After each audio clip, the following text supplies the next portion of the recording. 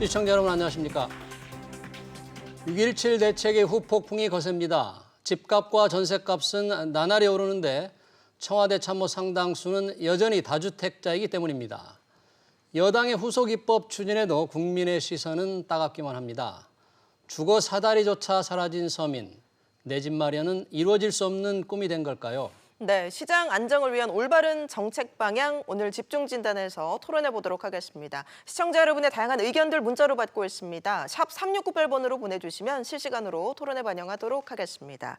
오늘 세 분 모셨습니다. 한문도 연세대 정경대학원 겸임교수, 또 심영석 미국 사우스웨스턴 캘리포니아대 교수, 또 김인만 부동산 연구소장 자리하셨습니다. 어서 오십시오. 안녕하세요. 안녕하세요. 안녕하세요. 자, 이 부동산 대책에 대해서 워낙 관심이 많기 때문에 저희가 이 집중 진단에서 몇 차례 했는데 오늘 또 이제 길게 부동산 대책을 논의해야 되는데 김인만 소장님, 네네.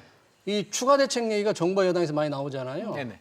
시장에서 어떤 기대들이 있습니까? 어떤 대책이 나올까 하고 회자되는 얘기는 뭐가 있습니까? 이게 사실 뭐 기대라기보다는 이제 예상을 하고 있는 부분인데요. 이미 이야기가 나왔듯이 종합부동산세 많이 강화할 것 같아. 양도세 더 중과세 할 것 같다라는 이야기가 나오고 있고요. 공급 물량에 대해서 이제 기존의 후보지로 언급이 됐던 광명 뭐 이런 지역들이 4기 신도시로 또 이게 이야기가 나오고 있는 상황입니다. 네. 한문도 교수님, 세금을 좀 강화하는 쪽으로 가는 것 같습니다.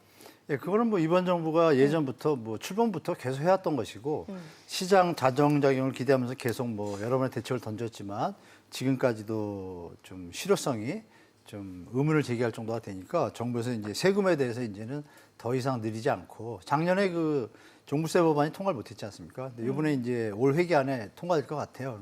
그때 이제 종부세 비율이 그 전에 발표한 것도 센데 만약에 그 비율을 더 상향해도 통과될 거 아닙니까? 더 높인다 해도 이거에 대해서 과연 시장에서 어느 정도로 받아들일지 더 높인다는 표현을 자꾸 하거든요. 지금 뭐 김태년 뭐 원내대표부터 해가지고 계속 여러 각도에서 하기 때문에 뭐 김현미 장관이 또 뭐 국토연구원 자료를 또 빌어가지고 영국이나 이런 데도 주택가격 급등으로 인해서 세금을 올리고 있다 이런 표현들 자꾸 써요. 그러면 기존에 발표한 것들을 그냥 통과하는 수준으로 끝날지 아니면 더 올릴지 그래서 뭐 또 10% 20% 다주택자는 더 올리자 그래서 최고 양도세가 70%까지 나올 수도 있다 이런 얘기들이 많이 나오거든요. 그래서 제가 볼 때는 요번에 좀 그게 강화된다라면 시장에 좀 충격이 좀 있을 것 같습니다. 네. 그러면 지금 뭐 세금을 여러 가지 얘기했는데 우선 종부세 세율부터 한번 좀 살펴봤으면 좋겠는데요. 심 교수님. 지금 20대 국회에서 통과를 못한 법안이 이제 21대 국회에서 시도를 할 텐데 당시 예고된 수준 아니면 더 올라가는 수준이 될까 어떻게 보십니까? 저는 조금 다른 생각인데요. 예. 오히려 그 이건 어차피 국회를 통과해야 되는 사안입니다. 그래서 근데 이제 국회를 통과하면서 사실은 저는 조금 누그러질 가능성도 있다고 봅니다. 왜냐하면 선거 때 이제 우리 그 이낙연 전 총리께서도 사실 1주택자에 대한 종부세는 완화한다는 이야기를 하셨고요. 그리고 특정 지역에 계신 국회의원분들 같은 경우는 사실은 또 그런 이야기들을 많이 하셨거든요. 그래서 사실은 국회에서 어떻게 될지는 모르겠지만 뭐 어쨌든 우리가 예상하기로는 작년 말 정도 수준에서는 뭐 갈 거다라고 시장에서는 아마 예상하고 있는 그런 것 같습니다. 네. 예. 누그러질 가능성도 있을까요? 한문도 교수님 아까 더 추가로 올라갈지도 모르겠다 그런 그랬는데 표현을 묘하게 던졌거든요. 그 다주택자 뭐 언론 기자분들이 뭐 그냥 뭐 소스가 없는데 쓰는 건 아니거든요. 그 표현 중에 최고 70%가 될 수도 있다는 표현이 있어요. 그러면 분명히 당정청에서 그런 제안을 낸 일부 의원이 있든지 아니면 또 강성 세력이 있을 것이고 또 시장의 논리를 좀 중시하는 분 입장에서는 그냥 그 전에도 하자 이렇게 그러고 있는 것 같아요. 제가 볼 때. 그래서 결론이 어떻게 날지는 이제 문재인 대통령이 표현한 내용들이 좀 강하지 않습니까? 공급을 늘리고 어떻게든 잡아라. 이 표현이 과연 그 밑에 그 실무진들이 어떻게 소화하고 받아들이냐의 문제인데 조금 더 높인다는 게 뭐 지금 0.1주택자는 0.1에서 0.3 추가해서 최고 3%고 그 다주택자는 최고 8%까지 되지 않습니까? 최고 4%입니까? 4%인데 그거를 만약에 5% 올린다고 했을 때 4%나 5%나 느끼는 감정이 일반 국민들 입장에서는 별 차이가 없고 중서민층에서는 잘했다 그럴 것이고 그러나 역으로 다주택자 입장에서는 상당히 충격이 클 거예요. 근데 그 5%라는 수치가 1%지만 크거든요, 사실은. 그래서 그런 부분이 논의될 수도 있다라고 좀 예측을 해볼 수 있을 것 같습니다. 김 소장은 어떻게 보세요? 이 종부세율 조정 가능성, 뭐 과표 구간을 좀 조정한다거나 또는 기본 공제를 아예 다주택자에는 뭐 줄이거나 없앤다는 뭐 이런 얘기들도 있는데 어떻게 결론이 날 것 같습니까? 어떤 식으로든 저는 더 강화될 수밖에 없는 상황이라고 보는데요. 지금 분위기가 심상치 않거든요. 며칠 전에 이제 김현미 장관께서 청와대 이제 불려가서 보고도 드렸듯이 사실 주 지지층이죠. 30, 40층들이 사다리가 없어지면서 지금 굉장히 뭐 그냥 실망감을 넘어서 그냥 분노 차원에서 표출을 하고 있는데 실제로 지지율을 보더라도 떨어지고 있잖아요. 그래서 청와대에서 기존과 같은 정도의 수준으로 통과해가지고는 이런 민심 위반을 잡기에는 현실적으로 어려울 것 같고요. 더 강력한 대책. 근데 제 생각에는 이게 시장에 얼마나 효과가 있을까에 대해서는 좀 다른 생각인데 이게 1%, 2% 체감 못 하거든요. 이 고지서를 받아와야 되는데 지금 통과해서 내년 12월 달에 고지서 받아보면 1% 올렸다고 해서 그래서 내가 얼마 내야 돼? 집주인들은 많이 낼 것 같아. 이 정도지 실질적으로 효과는 없음에도 불구하고 지금 분위기가 너무 안 좋기 때문에 좀 더 충격 요법 이런 걸 대통령께서도 직접 얘기했잖아요. 더 강하게 해라. 발굴도 하고 더 강하게 하라고 했는데 똑같이 한다라고 하면 이거는 오히려 안 하니만 못한 그런 현상이 생길 것 같습니다. 충격이 별로 없을 수도 있다고 그러는데 신 교수님은 이제 오히려 종부세율이 강화되지 않고 예, 제 낮아질 수도 있을 거라고 제 보시는데 예상입니다. 아니 그건 뭐 제 이제 예상하는 거는 이제 4년 차에 접어들었고요. 예. 사실 국회의원들도 뭐 나름 다른 생각을 할 수도 있다는 이제 판단하에서 그런 거고요. 뭐 일반적으로 시장에서는 이제 예전 그 작년에 했던 수준 정도로는 도입될 거라고는 생각은 많이 하고 있는 것 같아요. 그런데 우리 김용환 소장님 말씀대로 저도 뭐 전혀 효력은 없을 거라고 봅니다. 효력이 없을 것 예, 같다. 효력이 없을 거라는 우리 참여정부 때를 보면 그때 이제 대치동에 한 50평대 아파트가 참여정부 때는 이제 위헌도 나오고 그랬는데요. 한 2천만 원 정도 냈었어요. 종부세를. 예, 그때에 비하면 지금 소득이 제가 볼 때는 훨씬 더 많이 올랐고요.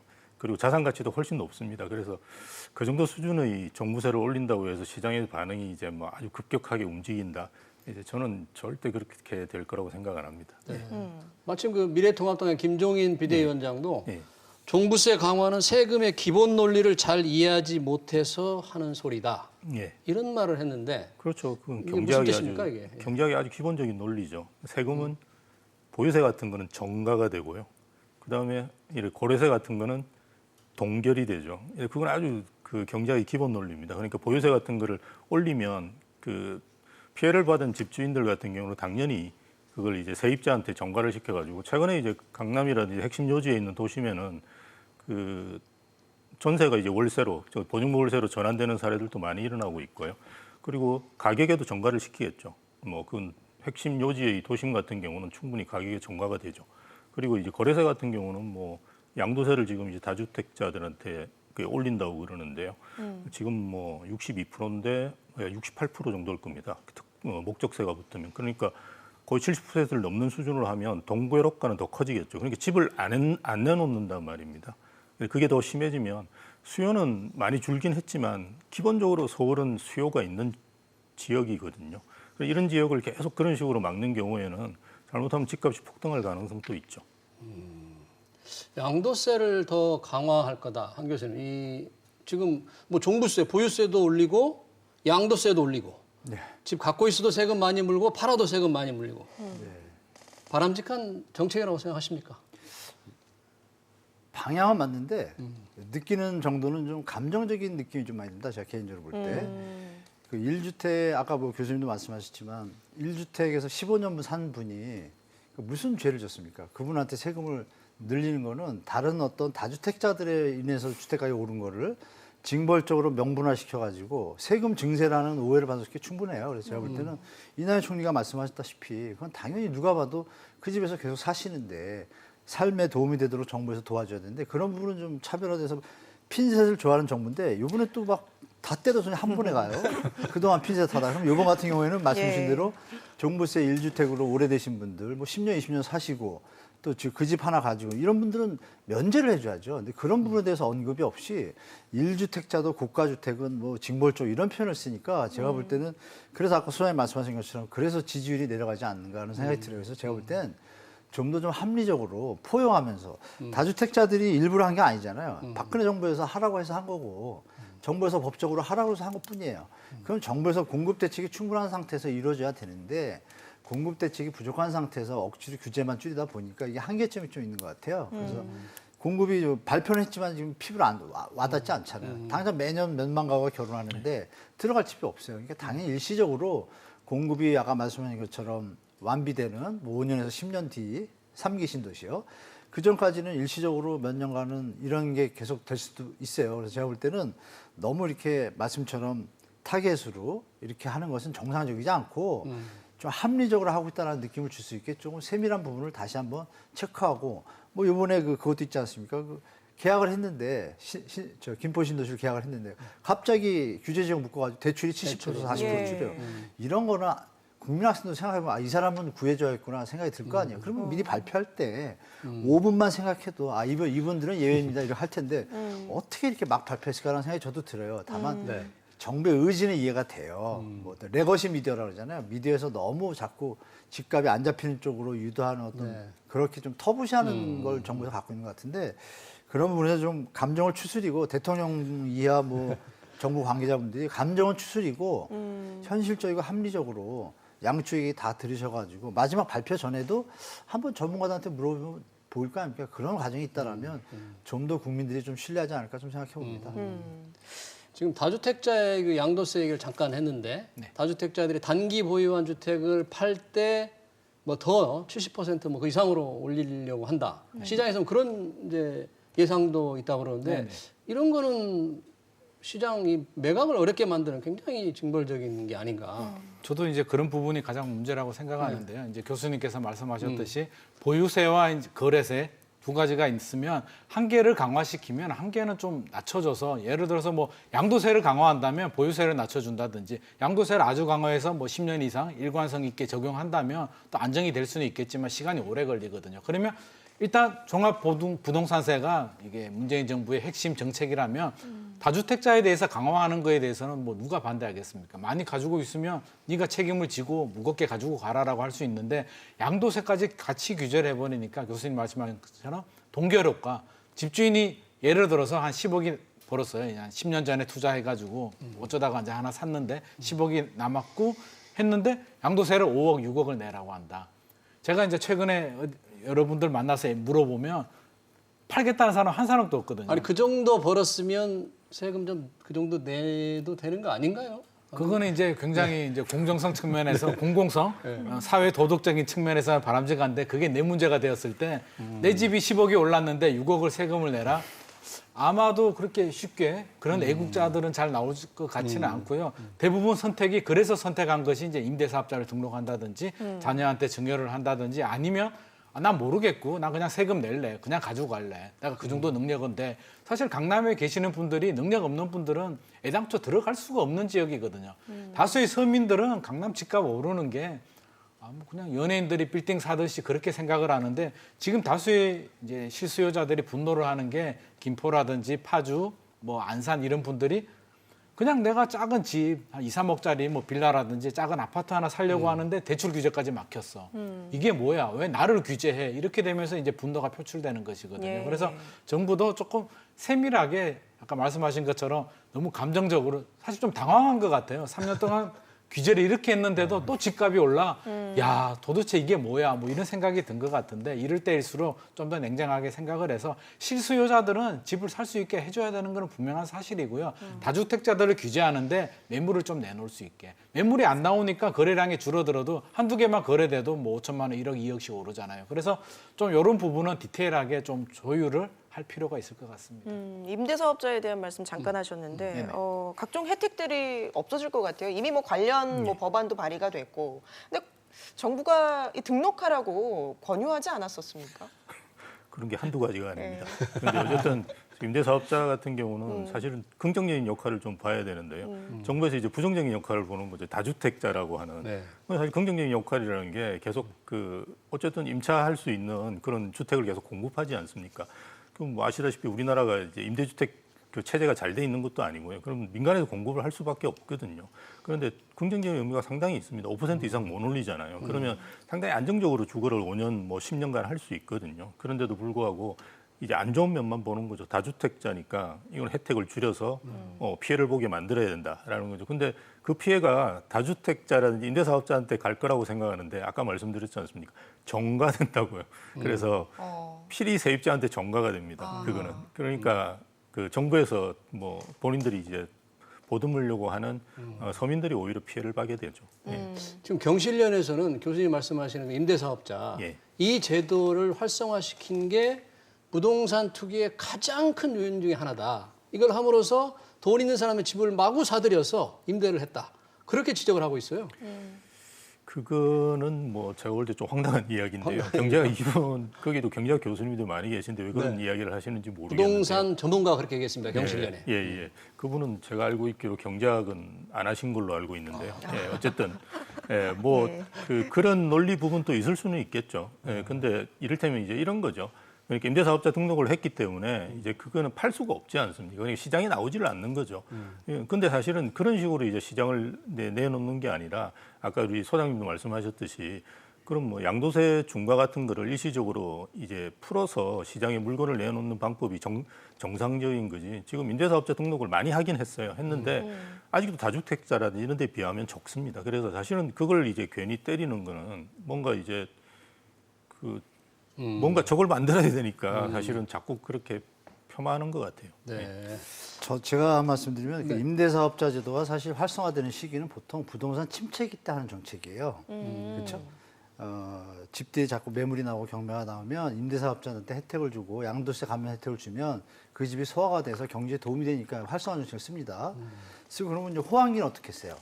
임대사업자가 자꾸 집을 하면 매집행위가 돼가지고 독과점 형태의 가격 왜곡 현상이 벌어지기 때문에 그때는 또 제어를 해야 돼요.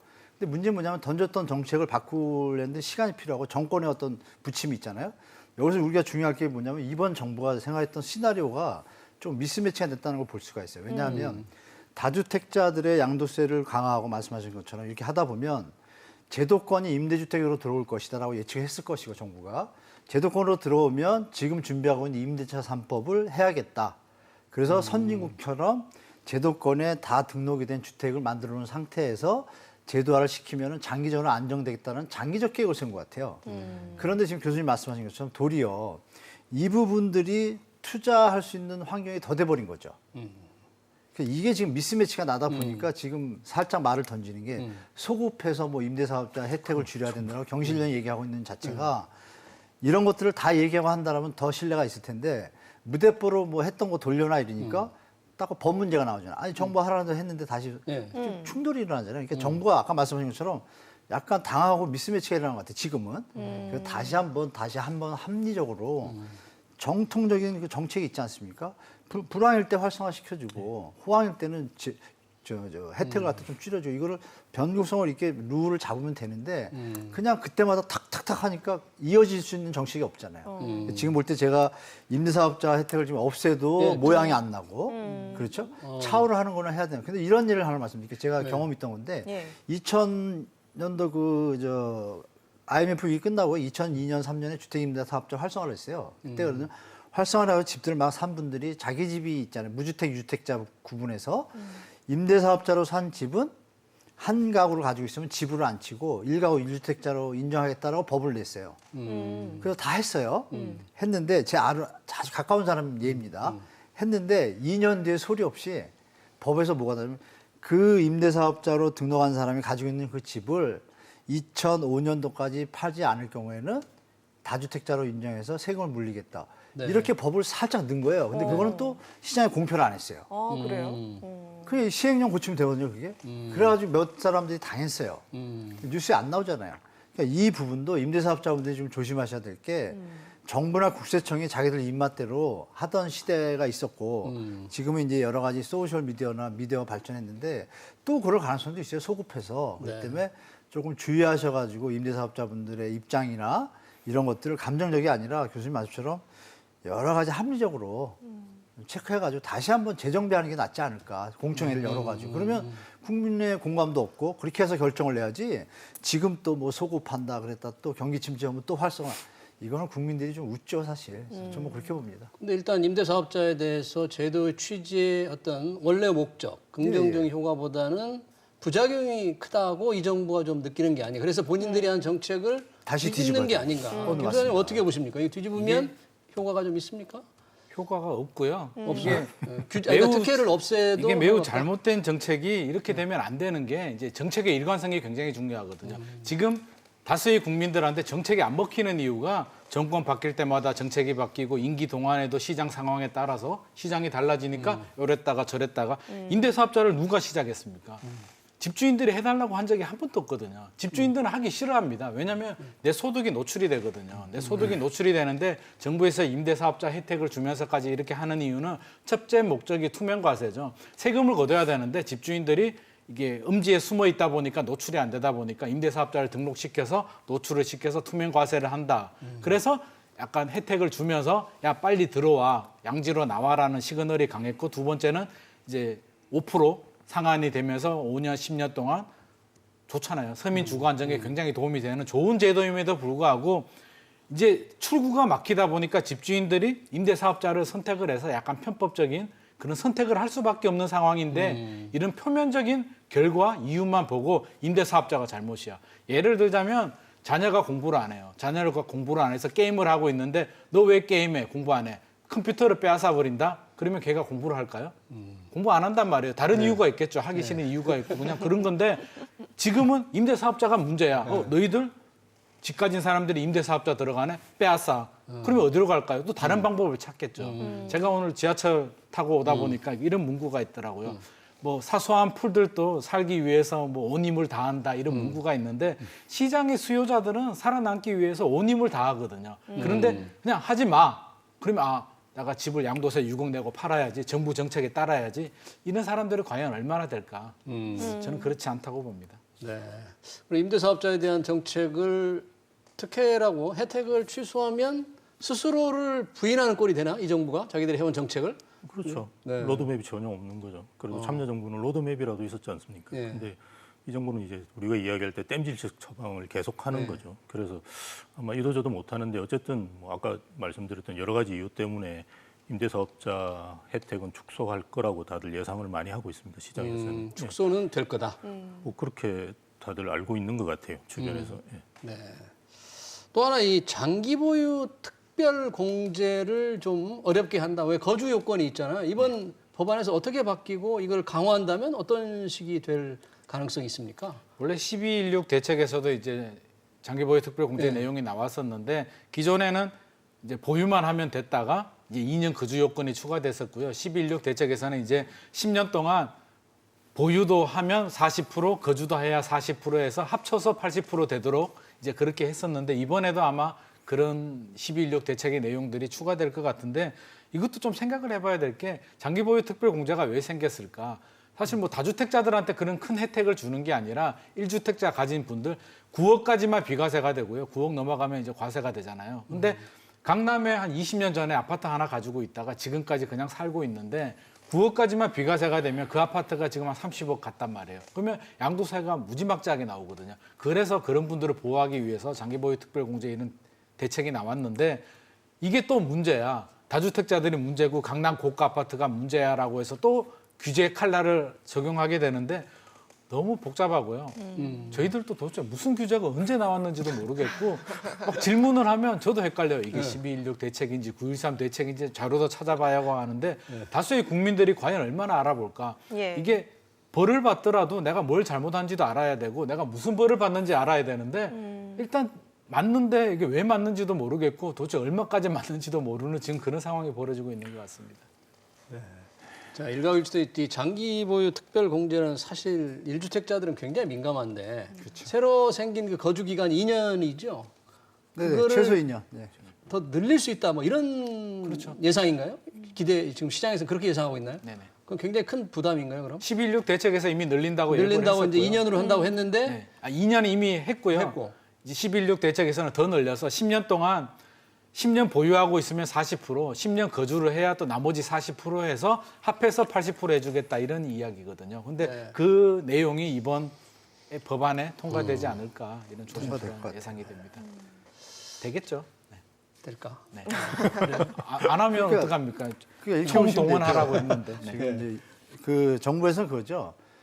거주를 안 하고 갭 투자나 투자의 개념으로 보유만 한 경우에는 장기 보유 특별공제를 가감하게 혜택을 줄이겠다는 얘기예요. 그러니까 거주를 하면 말씀하신 대로 40% 주고 보유도 10년이 되면 40%인데 보유만 하게 되면 이제 장기 보유 특별공제가 80%를 받다가 거주를 한 적이 없으니까 40%밖에 못 받는 거예요. 세금이 엄청 늘어나는 거죠. 그래서 그걸 아마 제가 볼 때 제가 봐도 좀 시행할 것 같습니다. 이게. 근데 제가 조금 궁금한 게 예. 이렇게 장기 보유 특별 공제도 하고 양도세 강화해서 그러면 집값이 안정이 될까?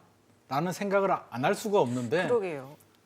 장기 보유 특별 공제가 이제 10년이잖아요. 지금 투자하는 사람이 10년 동안 실거주하고 양도세가 얼마 되고 이런 것까지 고민을 할까요? 저는 그렇지 않다라고 보거든요. 장기 보유 특별 공제는 그동안 예전에 샀던 사람이 이제 시간이 지나면서 혜택을 받는 제도인데 지금 양도세 이렇게 규제한다고 해서 지금 불이 붙은 집값이 안정이 될까? 좀 다른 차원에서 생각을 해야 되지 않나 싶습니다. 말씀하신 것처럼 뭐 조금 전에 이제 저희 리얼미터에서 일반 시민들을 대상으로 이 부동산 이번 대책의 효과에 대해서 어떻게 생각하냐 질문했더니 절반이 효과가 없을 것으로 지금 생각을 하고 있습니다. 이게 지금 세부담을 강화하는 쪽으로 추가 대책이 나온다고 하는데 이것으로는 또 효과가 있을까요? 말씀드렸듯이 효과가 없죠. 예, 그리고 그건 이제 일반 시민분들은 아주 단호하게 말씀하시네. 효과 없다 이렇게. 효과 없습니다 전혀. 네. 그 일반 시민들 같은 경우는 그래도 50%인데요. 제가 아는 부동산 가지고 계시거나 투자하시는 분은 90% 효과가 없다고 말씀을 하세요. 대부분이. 그래서 효과가 없을 가능성이 되게 높고요. 지금 이제 계속 이야기하는 이런 정책들을 왜 하느냐 그러면 일단 서울에 공급이 없지 않습니까? 그래서 뭔가 공급을 만들어야 되는데 공급을 만들 수 있는 방법 딱 두 가지밖에 없어요. 그러니까 양도세를 일시적으로 완화해서 지금 서울에 아마 다주택 인심 세대가 아마 38만 9천 세대 정도 될 거예요. 그러면 이게 일시적으로 나오면 벌써 40만 호 정도가 시장에 나오지 않습니까? 그러면 정부에서 한 10년 공급해야 될 물량이 나오는 거예요. 이제 그렇게 사실은 그 공급을 늘릴 수 있는 방법이 하나고요. 그다음에 이제 재개발 재건축이죠. 그 이외에는 서울에서 공급할 수 있는 방법이 없습니다. 서울의 이제 공급량의 8, 90%는 재개발 재건축인데요. 정말 안타까운 거는 이거는 멸실주택이 존재하기 되거든요. 그래서 실제로 재개발 재건축을 하면 용적률을 엄청나게 올려가지고 뭐 그걸 기부 체납을 받던 임대주는 어떤 간에 상당히 많은 양을 공급하지 않으면 이게 효과가 없어요. 우리가 통계를 보면 아파트의 경우에 2013년 8월부터 저희가 그 올랐는데요. 그때부터 가격이 상승했는데 2013년부터 한 19년까지 멸실 아파트하고 새로 공급된 아파트를 비교를 해보면 2만 755세대를 덜 공급했어요. 이게 마이너스예요. 그러면 순증이 아니고 순증이 아니고 순감이라는 마이너스입니다. 얘기인가요? 그건 국토부에서 발표한 통계인데요. 즉 서울에는 지난 한 7, 8년 동안 집을 2만 채를 더 부순 거예요. 그런데 안 오르기를 바란다는 건 굉장히 정말 순진하죠. 왜냐하면 대부분의 그 서울 주민들은 아파트를 원합니다. 예. 예. 근데 서울은 아파트가 가장 적은 도시예요. 잘 모르고 계시는데요. 그러니까 제주나 전남 뭐 이런 데를 빼고 나면 서울의 아파트 비중이 한 42% 정도밖에 안 돼요. 그러니까 나머지 60%가 뭐냐 그러면 비아파트에 살고 계신 분들이죠. 그래서 이 비아파트에 살고 계시는 분은 언제든지 아파트에 살려고 대기하고 있는 엄청난 잠재 수요라고 생각하시면 됩니다. 거기다가 경기, 지방에서까지 요즘 투자를 하시니까요. 그러니까 이 수요를 어떻든 그 많은데 이걸 공급으로서 풀어야 되는데 그걸 재건축 재개발밖에 방법이 없는 거죠. 그런데 그걸 하기 싫은 거예요. 양도세 중과도 일시적 해제도 하기 싫은 거예요. 그나마 혜택 주는 게 10년 거주하고 10년 가지고 있는데 5년 거주한 사람 그런 사람이 왜 팝니까? 내 집에서 그냥 살지. 그러니까 전혀 시장하고 안 맞는 정책들을 계속 쓰는 거예요. 그러니까 안 먹히는 거죠. 그러니까 계속 이상한 짓을 하는 거예요. 예, 자꾸 곁다리만 건드리는 거죠. 근데 저는 교수님 표현에 좀 다른 생각을 갖고 있는데요. 예. 뭐 표현 중에 뭐 이상한 정책이라고 말씀하셨는데 그러면 이 정부에서 할 수 있는 게 뭔가요? 그냥 놔두나요? 그건 아닙니다. 이 정부에서 이 박근혜 정부를 안 끊을 수가 없는데요. 박근혜 정부에서 택지개발촉진법을 없앴어요. 예. 공급 택지를 할 수 있는 길을 일단 막아버렸습니다. 막으면서 대놓고 얘기했어요. 부동산 침체의 정상화를 한다는 명분하에 뭐 비사지만 진짜인지 아닌지 모르지만 미국 가가지고 부탁해가지고 IMF하고 OECD에서 경고했거든요. 그거 아마 한국 법을 낀다라고 지금 끼고 있잖아요. 저는 그렇게 보고 있거든요. 경제 소득이 안 늘어나는데 지금 주가가 너무 많이 올랐어요. 특히 서울만, 뭐 지방은 예외지만. 그럼 효과가 왜 있다고 보냐면요. 수요자가 있어야 지금 말씀하신 대로 공급이 부족하니까 더 집값이 오를 거예요. 그죠? 근데 요번에 던진 정책들이 뭐냐면 수요를 차단한 거예요. 가수요들을. 원천 차단했거든요. 전세 대출을 이용한 1주택 갭 투자도 못하게 했죠. 2주택 갭 투자는 이미 저번 대책에서 못하게 다 했죠. 지금 투자할 수 있는 길은 뭐냐면 현금 주주, 현금 갖고 있는 분만 할 수 있어요. 그분도 만약에 자기가 집을 갖고 있으면 두 번째 집을 현찰주고 사야 되잖아요. 그럼 그런 세력이 과연 전국에 1,700만 가구인데 얼마나 있을까 생각해 보셔야 돼요. 1,700만 가구 중에 일시적 1가구 2주택자가 지금 200만 명이에요. 그러니까 100만에서 150만 채가 지금 유휴 물량으로 있는데 이것이 다 투자예요. 이 물량이 만약에 정부 의지대로 쪼이고 쪼여와서 시장에 나온다라면 공급이 필요 없습니다, 사실. 그죠? 그러니까 그것 때문에 정부가 공급에 대해서 주저주 했었는데 워낙 이제 비판 세력에서 공급이 없다고 하니 부랴부랴 공공주택 특별법을 활용해가지고 이 3기 신도시를 그나마 겨우겨우 짜내가지고 30만 개 못 뽑은 거예요. 그러니까 이제 문재인 대통령이 이번에 화가 난 거죠. 자꾸 이러면 이거 공급을 더 늘렸다. 근데 이런 표현이 있잖아요. 그 교수가 한 분이 그랬잖아요. 문재인 대통령의 의식에 문제가 있다. 일본식 법을 댈 거다. 집 사지 마라. 이런 표현 있잖아요. 조기숙 전 홍보수석이 네네. 그분이 이렇게 하셨죠. 그러면 이제 문재인 대통령이 들은 참모들한테 정보는 그거예요. 집을 잘못하게 공급을 확대했다가는 일본 꼴이 날 수 있으니 그러니까 거기에 이제 제가 볼 때는 문재인 대통령이 맞는 것 같으니까 그러면 인구도 감소하겠다. 맞아요. 제가 만약 참모라면 그렇게 얘기할 거예요. 우리 대계를 위하고 후세를 위한다면 집을 막 때려지면 일본처럼 타마 신도시 공동화 텅텅 빕니다. 그 말 일리가 있거든요. 그러니까 주저주 했던 거예요. 근데 가만히 시장을 보니까 그게 아닌 거예요. 다주택자들이 다 집을 해서 매물이 없어. 공급을 안 할 수가 없구나 해서 공급 대책을 던졌어요. 던졌는데 이게 피부로 와닿질 않잖아요. 당장. 예. 5년 있어야 돼요. 네. 그거를 믿고 기다려야 되는데 상기 시장에서 신도시 말씀하시는 거죠? 네네. 5년이라는 게? 막 움직이니까 여기서 이제 문제가 뭐냐면 요번에 딱 묶어놓은 게 6.17 대책 발표하자마자 2주 동안 집값이 막 뛰었어요. 강남이. 파파티에서. 왜 뛰었냐. 7월 1일부터는 대출이 금지가 됩니다. 6.17 대책으로 인해서. 7월 1일 전에 집을 갭 투자를 할 수가 있는 거예요. 그러니까 1억 2억 더 비싸더라도 그 수요가 붙었죠. 그럼 이제 7월 1일이 지났고 이제 7월 5일, 6일인데 다음 주를 한번 봐야 됩니다. 저번 달에 이걸로 인해서 거래량이 급속히 늘었거든요, 서울이. 그럼 7월 달을 한번 보셔야 됩니다. 제가 말씀드린 대로 수요를 가수요, 투기 수요를 다 끊어놨기 때문에 과연 교수님 말씀대로 현금 주축이 얼마나 이것을 소화할까. 그랬을 때 만약에 거래량이 6월까지 쭉 올라던 게 7월에 만약에 급감을 한다라면은 투기 가수요는 진정된 거예요. 여기에 만약에 시차는 있지만 정부 의도대로 공급 물량이 요번에 뭐 7만 호에다가 4기 미니 신도시에다가 30만 호 이거를 갖다 융단 폭격식으로 던지면 피부는 오지는 않아요. 피부는 오지는 않지만 예측은 할 수 있잖아요. 그럼 거기에 뭐가 연결되냐면 정권하고 연결이 되는 거예요. 다음 정권이 이 정부가 되는 이런 묘한 정치적 논리까지 있다 보니까 이게 아주 복잡합니다. 복잡한 결론은 제가 볼 때는 효과는 좀 있을 거다. 효과가 있을 7월 한 둘째 주 보면 거래량이 줄었다 그러면 제 말이 맞는 것이고 네. 만약에 거래량이 안 줄었다 그러면 교수님 말씀대로 그래도 수요자가 실소자가 많다고 봐야겠죠. 이건 한 보름 뒤 정도는 지나면 볼 네, 것 같습니다. 정부에서 네. 계속 이제 아까 말씀드렸듯이 도심에 이제 주택을 공급 안 하고 계속 그 신도시를 만드는데요. 저는 이게 신도시 만드는 거 절대 반대입니다. 아까 일본 사례를 말씀하셨잖아요. 그러니까 청와대에 계신 분들이 그러니까 정확하게 알지를 못하는 거예요. 일본에도 도심은 오릅니다, 가격이. 이게 문제가 있는 게 다마 신도시 같은 데들을 그 예전에 되게 좋았던 도시들도 이제 문제가 되는데요. 이게 도심은 올라요. 그리고 일본에 가보시면 록본기 힐스라든지 우리가 도심 재개발 사례들이 엄청나게 많이 있습니다. 그러니까 도심은 굉장히 높여가지고 재개발을 해서 주택을 많이 공급을 해야 돼요. 근데 어설프게 알다 보니까 계속 뭐 주택 공급을 하면 뭔가 문제가 있다고 생각하는데 그건 신도시에 공급하는 거예요. 그래서 저는 뭐 박근혜 정부 때 했긴 했지만 15년대, 17년도에 택지 개발을 중단한 건 저는 굉장히 잘한 거라고 생각해요. 더 이상 외곽에 공급하는 거는 위험해요.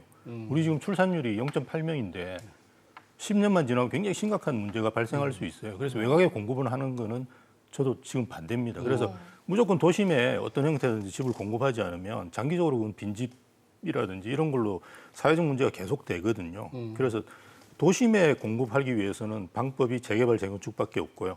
그리고 이거는 용적률을 엄청나게 줘가지고 집을 엄청나게 공급을 해야 됩니다. 대신에 그 조합에서 이득을 가져가지 않도록 뭔가 환수를 한다든지 이런 정치는 법적 조치는 취해야 되겠죠. 근데 그런 정책에 대해서 지금 문재인 정부는 굉장히 이제 소극적이거나 반대를 하고 있는데 김 소장님은 어떻게 평가를 하십니까? 이게 두 분 교수님 말씀이 사실 틀린 말이 아니거든요. 두 분 다 맞는 말씀인데 저도 원론적으로는 신도시 개발 문제가 있죠. 그린벨트 같은 경우는 이게 우리가 이 세대에 그냥 사용하고 말 땅이 아니잖아요. 우리 후세를 위해서 만약에 50년, 100년 후에 어떤 상황이 될지를 모르는데 그 후세가 그때 상황에 맞춰서 뭔가 개발을 해야 될 땅을 분명히 남겨줘야 됨에도 불구하고 우리가 그걸 다 써버리면 분명히 문제가 된단 말이에요. 그래서 저는 2기 신도시까지는 어쩔 수가 없어도 3기 신도시는 좀 안 했으면 좋았는데 이제 정부 입장에서는 방법이 없는 거죠. 서울을 하려다 보니까 재건축 개발을 풀어줘야 되고 풀어주려다 보니까 이제 투기 수요라고 하죠. 투자 수요들이 몰려들어서 집값을 올릴 것 같고 이러지도 저러지도 못하는 상황에서 집값은 올라가고 또 이게 청년들, 신혼부부들, 서민들 막 분노는 올라가고 하니까 어쩔 수 없이 이제 3기 신도시 카드를 꺼내들었는데 지금 뭐 4기 신도시 지정할 수 있다는 얘기까지 나오잖아요. 그러니까 더 어이가 없는 상황입니다. 지금 3기도 아직 시작도 못했는데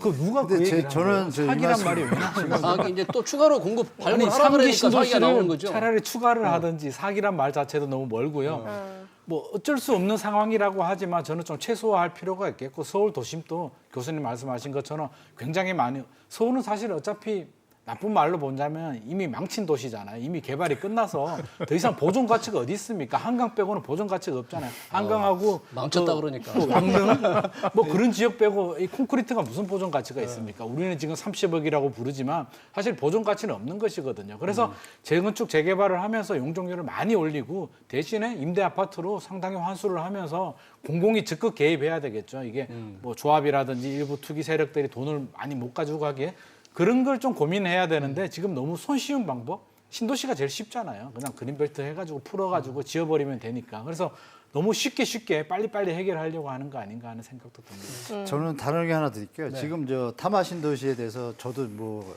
여러 가지 의견이 있지만 우리가 하나 칙할 게 하나 있습니다. 인구 1000인당 주택 호수라는 그 계량 개념이 있어요. 근데 타마 신도시 그쪽은 뭐냐면 일단 신간생 그 롯본기 타고 다니면 차비라 그래요. 교통비가 한 달에 60에서 70만 원입니다. 우리나라 돈으로. 그거를 교통과 지대하고 집가는 비례하지 않습니까? 멀면 멀수록 집값이 싸고 교통비가 더 드는 건데 너무 교통비가 세니까 이 교통비를 가지고 차라리 도심을 회귀하는 게 낫다고 판단된 거예요. 그래서 타마 신도시만 그렇지 신도시가 그다음에 5개가 생겼는데 다른 신도시는 또 안 그래요. 그냥 유지가 됩니다. 그러니까 타마 신도시만 갖고 볼 게 아니라 그러면 1000인당 인구수의 주택 호수를 보면 유럽은 다 400호를 넘어섰고 일본도 마찬가지예요. 우리는 지금 300대예요. 그럼 집이 어디가 넘치고 모자른지 구분은 명확하지 않지만 모자른 건 맞아요.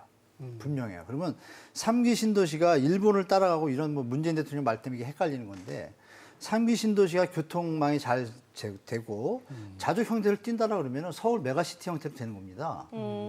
그러면 아주 정상적인 거죠. 밀집되는 걸 또 좀 완화시킬 수 있고 말씀대로 토지도 그대로 살리고 아주 알차게 콤팩트로 만든다면 최고의 정책인 거예요. 제가 볼 때는.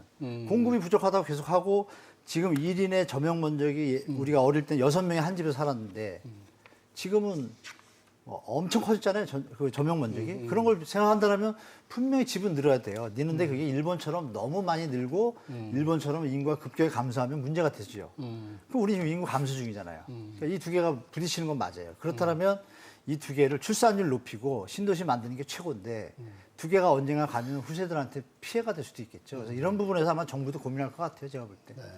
필요는 합니다. 네. 서울에 일반 주거주택에 35층 이상은 안 돼 있잖아요. 네, 못하게 못하게 돼 돼 있잖아요. 있죠. 예. 그걸 좀 풀어서 뭐 뉴욕이나 일본처럼 더 고밀도 개발하자는 주장을 이제 심 교수님도 비슷한 말씀하셨는데 그건 어떻게 보십니까? 저희가 남산 때문에 그런 것 같습니다. 남산 때문에 50층을 올리면은 그 조망이 많이 가리는 섹터가 있고 그다음 한강 수변이 있는데 한강 수변도 앞라인에서 50층 올리면요 뒤에 동네들은 다 한강 전혀 조망권이 없어져요. 그래서 그 경관 협정 법을 바꾸면서 2007년도 12년도에 경관 법을 바꾸면서 최대한 게 35층이고 이번에 기억하시겠지만 저 잠실중앙 5단지에 35층까지 허락을 했잖아요. 24층에서. 근데 지금 말씀대로 센터 예를 들면 종로라든지 저 코엑스 있는데 삼성역 이런 데는 제가 볼 때 뭐 100층 다 올려도 괜찮다고 봐요. 다만 교통 문제가 생기지 않습니까? 그러면은 주거 문제를 해결하기 위해서 컴팩트를 다 올려놓고 용적률 1000% 주면 10만 원, 20만 원 금세 나와요. 근데 왜 안 할까요? 교통? 50년, 100년 뒤에 그게 다 퇴물이 되거든요. 파괴 역학이라는 부분이 있는데 그런 것까지 이제 너무 고민을 하다 보니까 이게 용적률을 못 올려주는 거예요. 말씀대로 어느 지역 섹터만 딱 잘 정해가지고 용적률을 올리면 주거 용지가 늘어나잖아요. 그러면 공급이 늘어나는 거잖아요. 근데 그걸 해도 돼요. 되는데 이 정부가 너무 조심하는 것 같아요. 특혜를 줬다 뭐 이런 거에 휘말리고 싶지 않고. 그러니까 이 결론은 뭐냐? 이 정치하시는 분들이 정치 논리를 접어두고 그냥 자기가 지금 교수님 말씀처럼 주거 논리만 가지고 하면 답이 다 나올 건데 정치 논리를 연결하니까 이게 꼬이는 것 같아요, 정치에서. 그래서 김인만 소장님 저는 약간 좀 찬성합니다. 갸우뚱하셨는데 예. 아니, 어떤 의견 있으세요? 갸우뚱한 게 아니라 저도 이제 적극 고층을 올리는 거는 적극 예. 찬성하고요. 제가 아까 말씀드렸듯이 서울은 이미 망친 도시거든요. 더 이상 보존 가치가 없기 때문에 한 50년이 지나서 뭐 50층이 문제가 되면 그럼 상기 신도시는 문제가 안 되겠습니까? 다 문제가 되는데 조망권 뭐 남산 한강 이야기했는데요. 한강 남산이 조망 나오는 아파트는 비싸가지고요. 서민들은 들어가지도 못합니다.